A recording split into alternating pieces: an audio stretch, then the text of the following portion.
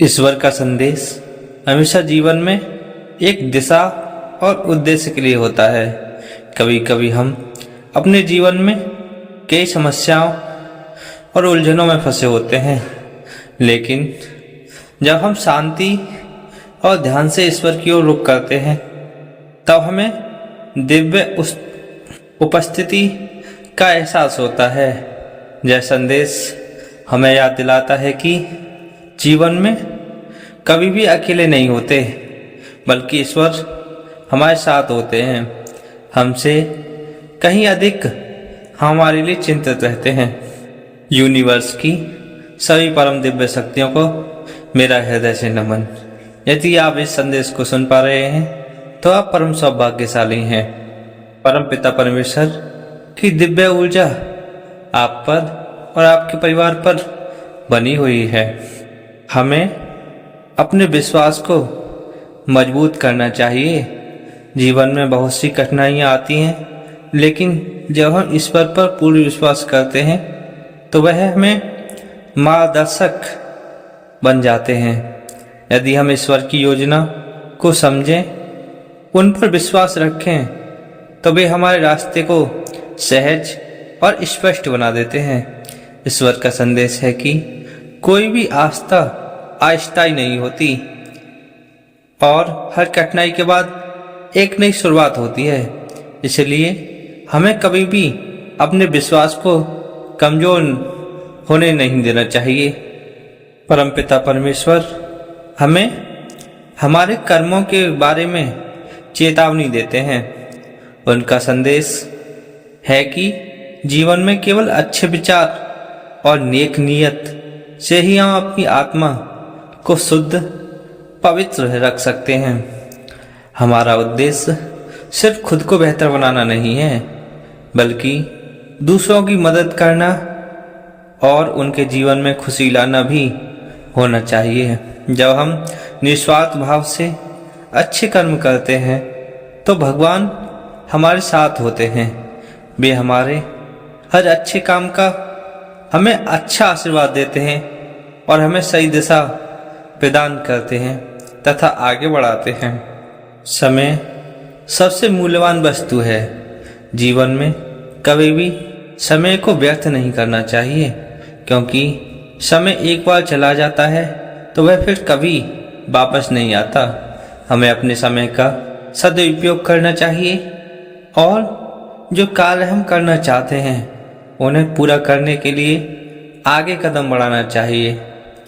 समय का सही उपयोग करने से जीवन संतुलन और सफलता बनी रहती है।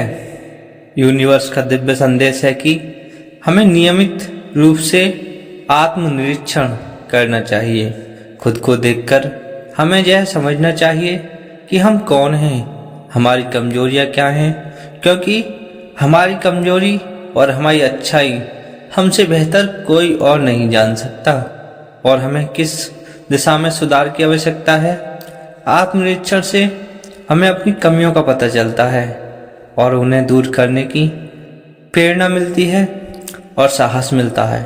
जब हम खुद को सुधारने की कोशिश करते हैं, तब परमपिता परमेश्वर हमारी मदद करते हैं और हमें सही मार्ग पर चलने की शक्ति प्रदान करते हैं। ईश्वर हमें संदेश के माध्यम से बताना चाहते हैं कि जीवन में आने वाली कठिनाई और परीक्षा हमें टूटने के लिए नहीं है, बल्कि हमें मजबूत बनाने के लिए आती हैं। जब हम कठिन परिस्थितियों का सामना करते हैं तो हम सीखते हैं और सबसे हमारी आंतरिक शक्ति बढ़ती है। परमपिता परमेश्वर हमें समस्याओं से भागने के बजाय उनका सामना करना सिखाते हैं, क्योंकि हर चुनौती हमें एक नए अवसर की ओर ले जाती है। धैर्य और साहस भी ईश्वर के दिव्य संदेश का अहम हिस्सा है। हमें यह समझना चाहिए कि कुछ भी तुरंत नहीं होता। सफलता, खुशियाँ और शांति धीरे धीरे आती है। अगर हम धैर्य रखते हैं तो अपने उद्देश्य की ओर साहस के साथ आगे बढ़ते हैं। जीवन में हर व्यक्ति को कभी न कभी कठिनाइयों का सामना करना पड़ता है, लेकिन जो लोग धैर्य और साहस से काम करते हैं वे ही अंतत विजयी होते हैं, वही संपन्न होते हैं। प्रेम और करुणा हमें दूसरों के प्रति प्रेम और सहानुभूति सिखाती है।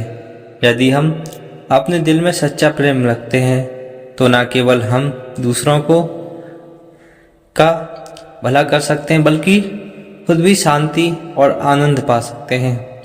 जब हम किसी को दुखी देखते हैं तो हमें उसकी मदद करनी चाहिए। एक अच्छे और सहायक दिल से किया गया कार्य ईश्वर की कृपा को अपनी ओर आकर्षित करता है। हमें दूसरों को माफ़ करना चाहिए। हम सब इंसान हैं और हमसे गलतियां हो सकती हैं, लेकिन हमें अपनी आत्मा को शुद्ध रखने के लिए माफ़ी की शक्ति का अनुभव करना चाहिए। जब हम दूसरों को माफ़ करते हैं तो हम खुद को मानसिक शक्ति और राहत प्रदान करते हैं।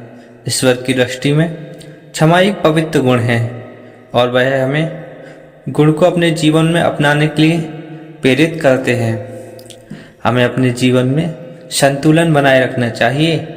हम परिवार, व्यक्तिगत जीवन और आध्यात्मिक इन सभी का संतुलन बनाए रखना अत्यंत आवश्यक है। यदि हम किसी एक क्षेत्र में अत्यधिक ध्यान देते हैं और बाकी को नज़रअंदाज करते हैं तो जीवन में असंतुलन उत्पन्न हो सकता है। संतुलन से हम हर क्षेत्र में खुश रह सकते हैं और पूरी तरह से जीवन का आनंद ले सकते हैं। जीवन में जो भी प्राप्त होता है उसके लिए हमें आभारी रहना चाहिए। कभी कभी हम छोटी छोटी बातों को नज़रअंदाज कर देते हैं, लेकिन अगर हम सभी आशीर्वादों को सराहें जो हमें मिलते हैं, जो हमें दिल से आभार की भावना बढ़ती है। ईश्वर ने हमें जो भी दिया है उसके लिए हमें हर दिन धन्यवाद करना चाहिए। यही कृतज्ञता में मानसिक शक्ति और आंतरिक सुख देती है। तो आभार व्यक्त करें दूसरों का, चाहे वो छोटे हों चाहे बड़े हों। आभार व्यक्त करना एक अच्छी आदत है और यह तुम्हारे चरित्र में बहुत अच्छा प्रभाव डालती है। परमपिता परमेश्वर हमें सही दिशा में मार्गदर्शन देते हैं।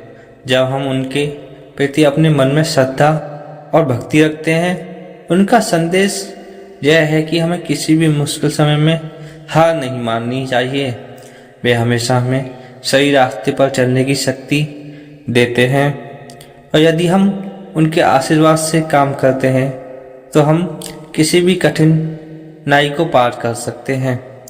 ईश्वर का दिव्य संदेश सरल है। हमारा जीवन परमपिता परमेश्वर की उत्पत्ति और आशीर्वाद से भरपूर होता है। अगर हम अपने जीवन को सही दिशा में ले जाने के लिए उनके मार्गदर्शन को स्वीकार करें तो हम हर समस्या का समाधान पा सकते हैं। विश्वास, कर्म, धैर्य और प्रेम, अगर आभार, ये सब ईश्वर के दिव्य संदेश हैं जो हमें एक खुशहाल और संतुलित जीवन जीने के लिए प्रेरित करते हैं। जब भी आप जीवन के किसी मोड़ पर कठिनाई महसूस करें तो याद रखें, परमपिता परमेश्वर हमेशा आपके साथ हैं और उनकी ऊर्जा आप पर बरस रही है और वे हमेशा आपकी मदद के लिए तैयार हैं। आपको बस उनके दिव्य मार्गदर्शन को अपनाना मात्र है। यूनिवर्स की दिव्य शक्तियों का आभार व्यक्त करना ना भूलें।